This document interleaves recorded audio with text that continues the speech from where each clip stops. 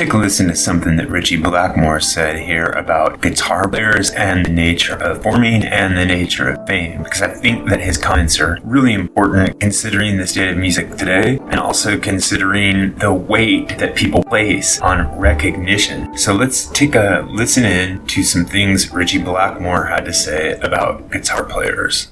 And I've always said the best guitar players are the people no one's ever heard of. You know, I've seen people in their front rooms that are incredible, but they can't play in front of an audience. I was always practicing. People used to say that, what is it with you? You're always practicing. It's like breathing. You know, I just love to play. Even now, I get up and I have to just play. It's a new day. You pick up the guitar and you just play. Okay, so I want to drill down on a lot of what he said. The first thing I want to spotlight is the last part of his comment, which is picking up the guitar each new day and playing. To anyone who is a serious guitar player, this is not a surprising statement at all. Your guitar is sitting around in your room, you pick it up, you start strumming on it or picking on it, and pretty soon the hours go by and you have been playing the guitar for a huge chunk of time. The second thing I want to focus on in what he said there is that there are really great musicians all around the world that nobody's ever heard of. Now, I think that this is where I might have a slight bit of disagreement with Ritchie Blackmore, because I think that although there are tremendously talented and gifted musicians that nobody's ever heard of, I don't think that that is the same thing as someone who has the potential to be a popular star or a popular performer. I think that it is more than just stage fright or not wanting to go on the road. Some people have that natural ability to engage a crowd and others don't, regardless of their musical ability. Sometimes being a great musician, in fact, isn't even enough to get your foot in the door in the professional music industry.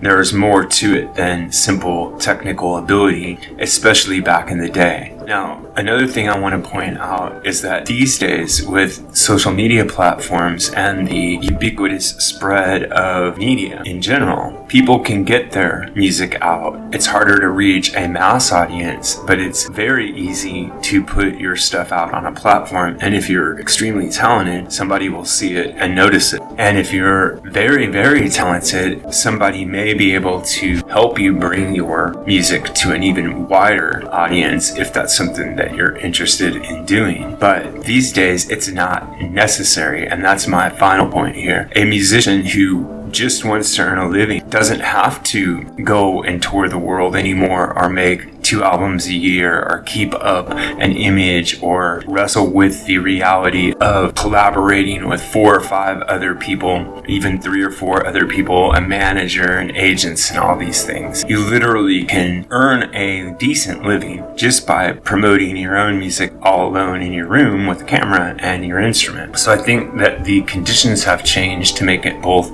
easier for musicians to survive, but also harder for them to reach a huge audience. If you look into Ritchie Blackmore's interviews, you'll see that touring the world with Deep Purple and being in a huge band was nothing but frustration for him. So I think that there are many high-profile musicians who probably feel the same way, that while the recognition is great and sometimes the money can be extremely good, particularly for people who write songs, the stress level and the demands of the job of being a big international rock star back in the day were considerable. So what I'd like to take away from his comments here are that media keeps evolving to allow people with talent more and more avenues to express themselves. But it may be the case that the big musician, the big, huge, legendary status rock star of the past may be something that is dying out. And for a person who is technically efficient but isn't charismatic, this is good news because people are still going to pay attention to what you're doing, but you're not going to have to undergo the pressure of being in a big label connected band. This is what I think, but what really matters is what you think. So if you have an idea about this or any other topic connected to classic or contemporary music, please drop it in the section below, and remember to like and subscribe. Also, if you're enjoying the videos, you can click on the thanks button right down there below. Or if you prefer, you can click on the Buy Me a Coffee link.